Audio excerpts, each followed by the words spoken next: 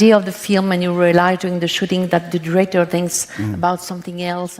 Dans le vacarme assourdissant et perpétuel qui caractérise l'industrie du spectacle français où la gloire se mesure souvent à l'aune des scandales bruyants, il existe des silences qui résonnent avec une puissance bien plus dévastatrice que les cris des foules en délire. Bienvenue sur votre chaîne Icônes à Silence, le sanctuaire où nous prenons le temps de déchiffrer les destins brisés et les vérités enfouies de nos légendes nationales.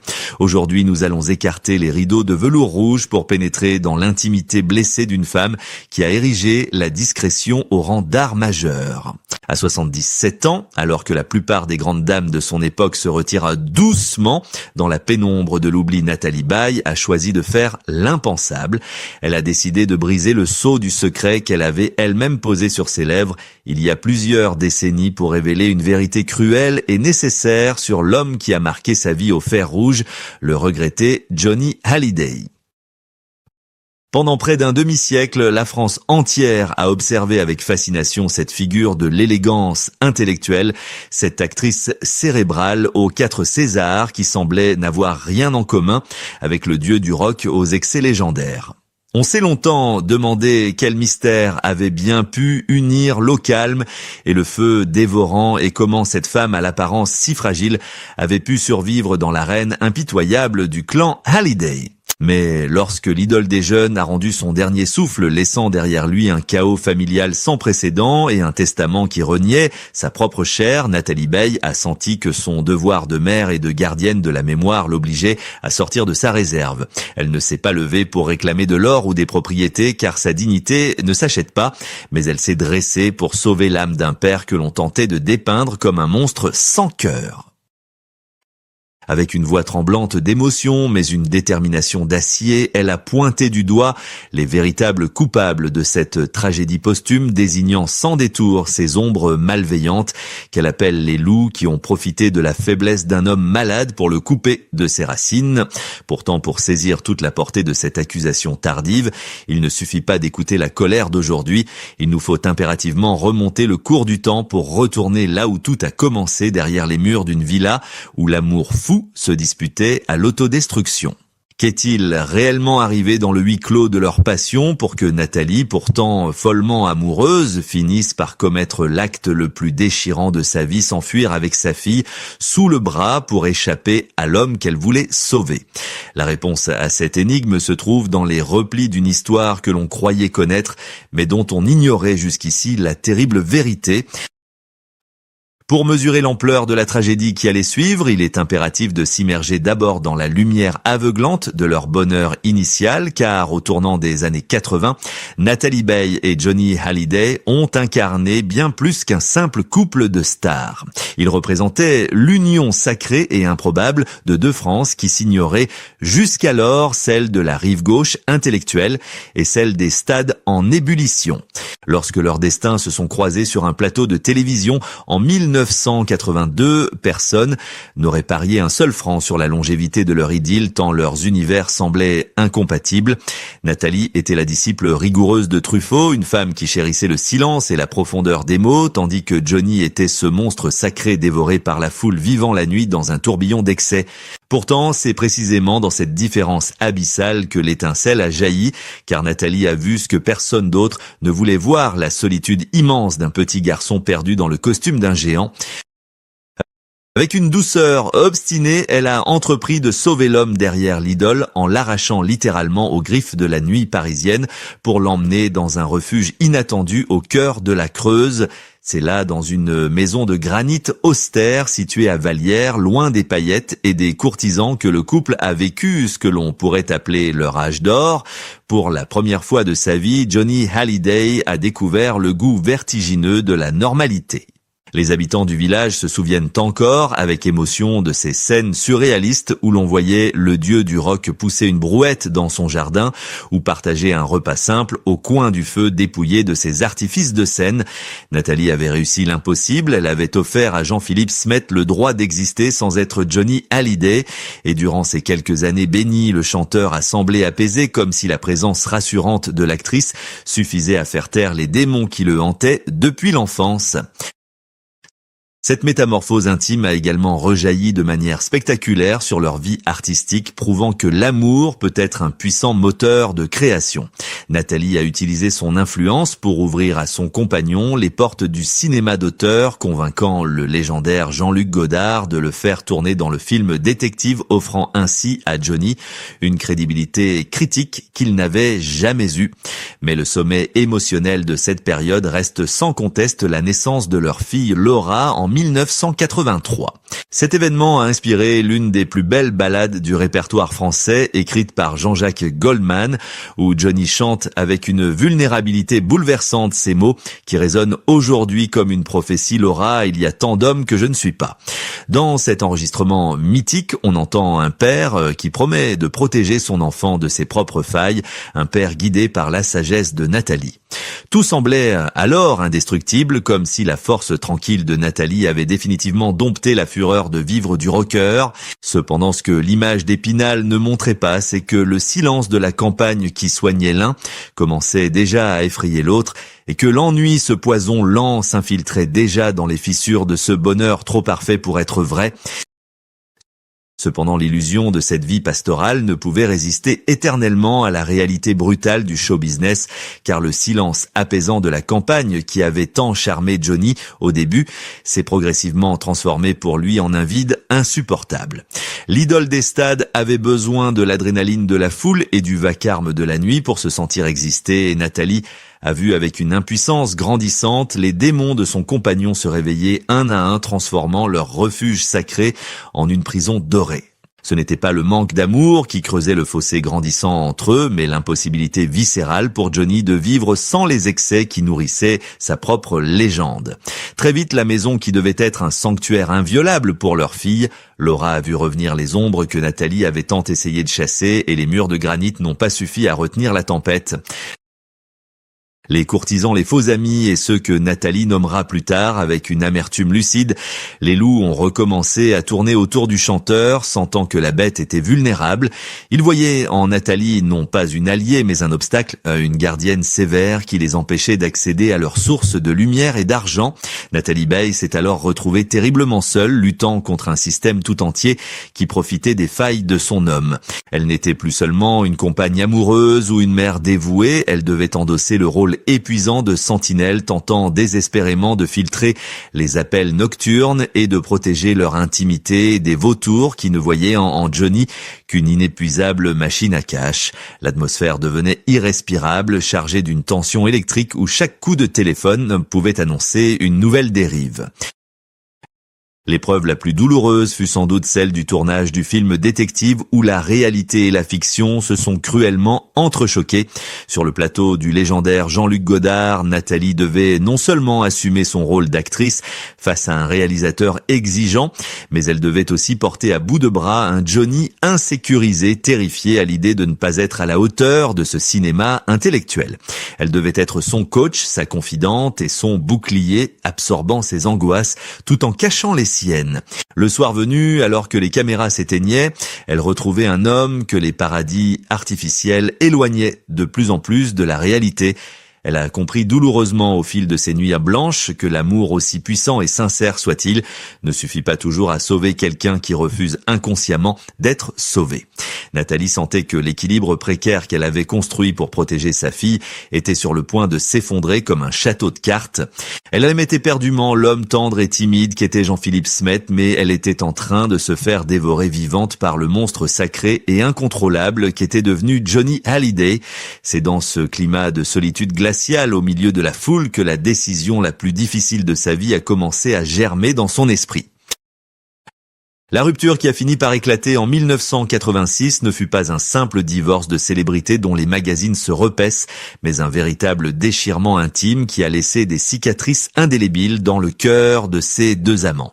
Nathalie a choisi de partir non pas parce qu'elle n'aimait plus, car l'amour était toujours là vibrant et douloureux, mais parce qu'elle devait impérativement sauver sa fille Laura de l'instabilité chronique qui régnait dans leur foyer. C'était un acte de survie maternelle, une fuite nécessaire, loin de la folie destructrice qui avait envahi leur quotidien, laissant derrière elle un Johnny dévasté face à sa propre solitude. Le rocker a d'ailleurs confessé plus tard avoir acheté une maison tout près de celle de Nathalie juste pour apercevoir de loin la lumière de leurs fenêtres, prouvant que le lien entre eux n'avait jamais vraiment été rompu. Pendant 30 ans, ils ont maintenu une affection silencieuse et respectueuse, loin des regards, prouvant que leur histoire avait transcendé la passion amoureuse pour devenir une amitié indéfectible. Mais le véritable drame, celui qui allait secouer les fondations mêmes de leur existence et salir cette belle mémoire, a éclaté bien des années plus tard lors de ce funeste mois de décembre 2017, lorsque l'idole de la France a rendu son dernier souffle. À peine les larmes de l'hommage national étaient-elles séchées et les fleurs sur la tombe de Saint-Barthélemy fanées qu'une onde de choc a traversé le clan, brisant le deuil sacré pour laisser place à une guerre fratricide d'une violence inouïe. La révélation du testament californien de Johnny a fait l'effet d'une bombe atomique morale car il déshéritait totalement ses deux aînés Laura et David au profit exclusif de sa dernière épouse. Pour Nathalie Baye, voir sa fille unique, non seulement orpheline, mais aussi symboliquement reniée par son propre père, a été une douleur plus vive que toutes les trahisons passées. Ce n'était absolument pas une question d'argent, ni de patrimoine immobilier, car Laura et David avaient leur propre carrière, mais c'était une question de reconnaissance et d'amour filial bafoué. Ce document légal froid et implacable affirmait aux yeux du monde que les enfants aînés ne comptaient plus comme si on tentait d'effacer la première partie de la vie de Johnny, comme si l'histoire d'amour avec Nathalie n'avait jamais existé. Le public français assistait médusé à ce spectacle tragique où l'intimité d'une famille était étalée sur la place publique et où la mémoire du chanteur semblait souillée par les batailles juridiques et les règlements de compte. Nathalie a vu sa fille s'effondrer face à cette injustice brutale, face à ce sentiment d'être effacée de l'histoire de son père par une signature apposée au bas d'un contrat américain. L'actrice savait au plus profond de ses entrailles que cet acte ne ressemblait pas à l'homme généreux et aimant qu'elle avait connu et aimé. Elle a compris avec effroi que Johnny malade, affaibli et isolé avait peut-être été manipulé, que sa volonté avait été tordue par un entourage qui ne partageait pas ses valeurs de sang et de famille. C'est face à cette insupportable déformation de la vérité, face à cette tentative de réécriture de l'histoire que la louve en elle s'est réveillée. Elle a senti que le temps de la discrétion était révolu et qu'elle devait désormais sortir de sa réserve légendaire pour livrer le combat le plus important de sa vie, celui de la vérité. C'est au cœur de cette tempête médiatique, alors que les camps se formaient avec virulence et que les invectives volaient bas sur les plateaux de télévision, que Nathalie Baye a posé l'acte le plus marquant et le plus courageux de ces dernières années. Elle, qui avait toujours refusé obstinément de commenter la vie privée de son ancien compagnon, a compris ce jour-là que le silence n'était plus une forme de dignité aristocratique, mais qu'il risquait de devenir une complicité involontaire face aux mensonges. En mars 2018, elle a pris la décision historique de sortir de l'ombre en adressant une lettre ouverte au journal Le Figaro, un texte d'une puissance rare et d'une précision chirurgicale qui a résonné comme un coup de tonnerre dans le ciel gris de cette affaire sordide. Sans artifice et avec la plume élégante qu'on lui connaît, elle a démonté pièce par pièce la mécanique du mensonge qui tentait de salir l'image paternelle de Johnny pour justifier l'injustifiable. Elle a affirmé haut et fort avec une autorité que personne n'a osé contester que l'homme avec qui elle avait partagé sa vie, celui qui lui avait donné sa fille, était organiquement incapable de déshériter sa propre chair et son propre sang de son plein gré. Elle a osé dire ce que tout le monde murmurait sans preuve dans les coulisses du show business. Johnny était un homme généreux, parfois faible devant l'affection et ses 7 failles émotionnelles qui avaient été cyniquement exploitées. Elle a dépeint un homme isolé malade à la fin de sa vie, entouré par ce qu'elle nomme sans détour des loups, des gens qui, sous couvert de le protéger et de gérer ses affaires, l'avaient méthodiquement coupé de sa propre histoire et de ses racines françaises. Pour Nathalie, voir sa fille Laura devoir quémander devant des tribunaux étrangers un simple droit de regard sur l'œuvre de son père ou un souvenir personnel aussi banal qu'une guitare ou un blouson de cuir était une aberration morale insupportable. En prenant la parole, elle n'a pas seulement défendu les intérêts matériels de Laura, elle a surtout libéré la parole de millions de fans qui ne reconnaissaient plus leur idole dans ce testament froid et bureaucratique rédigé sous le soleil de Californie. Elle a rappelé au monde que Johnny était profondément français, viscéralement attaché à la terre et à la famille, et que ce document légal n'était que le triste résultat d'une influence toxique exercée sur un homme à l'agonie. Ce jour-là, Nathalie Baye n'était plus l'actrice aux 4 Césars, elle était une mère lionne prête à tout pour rétablir l'honneur des siens. Ces mots ont eu l'effet d'un baume apaisant pour ceux qui souffraient de cette injustice flagrante. Elle a montré qu'on peut être discret toute une vie, mais savoir rugir quand l'essentiel est menacé. En brisant son vœu de silence, elle a rendu à Johnny sa véritable humanité, celle d'un homme qui a peut-être commis des erreurs, mais qui n'aurait jamais voulu que son départ déclenche une telle haine. Elle a tracé une ligne rouge définitive entre l'amour véritable et l'avidité, laissant le public seul juge de cette tragédie moderne. Aujourd'hui, à l'aube de ses 78 ans, Nathalie Baye contemple ce passé tumultueux avec la sérénité rare de ceux qui ont accompli leur devoir sans faillir. Son histoire n'est pas seulement le récit anecdotique d'une bataille judiciaire pour un héritage millionnaire ou la chronique d'un amour perdu dans les années 80. C'est une leçon universelle et bouleversante sur le prix impitoyable de la célébrité. Elle nous rappelle brutalement que derrière les paillettes aveuglantes, les concerts gigantesques et les légendes de rock immortels se cachent des cœurs humains fragiles qui ont désespérément besoin d'être protégés contre la voracité du monde. Johnny Hallyday était l'idole intouchable de toute une nation, un monument national que l'on croyait indestructible. Mais pour Nathalie, il restera à jamais cet homme aux yeux tristes qui cherchait simplement un peu de paix et de normalité dans les collines silencieuses de la Creuse.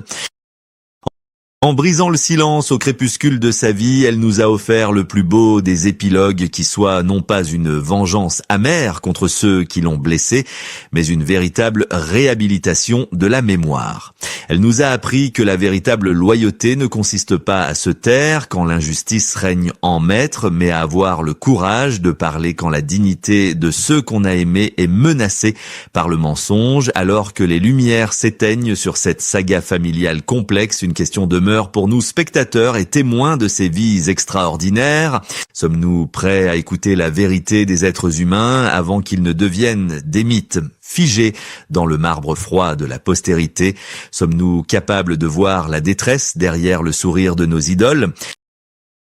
L'amour de Nathalie Baye pour Johnny a survécu à la séparation douloureuse, aux décennies de silence imposé, et même à la mort, prouvant finalement que les liens du cœur et du sang sont les seuls héritages qui ne peuvent jamais être déshérités par aucun testament. C'est ici que se referme ce chapitre poignant, mais d'autres silences attendent encore d'être brisés dans l'ombre des projecteurs. Merci d'avoir partagé ce voyage émotionnel sur Icônes un silence. Si cette histoire vous a touché et si vous croyez vous aussi que la vérité mérite d'être entendue, n'oubliez pas de vous abonner et d'activer la cloche pour être les premiers à découvrir les visages cachés derrière les masques de la gloire. À très bientôt pour une nouvelle révélation.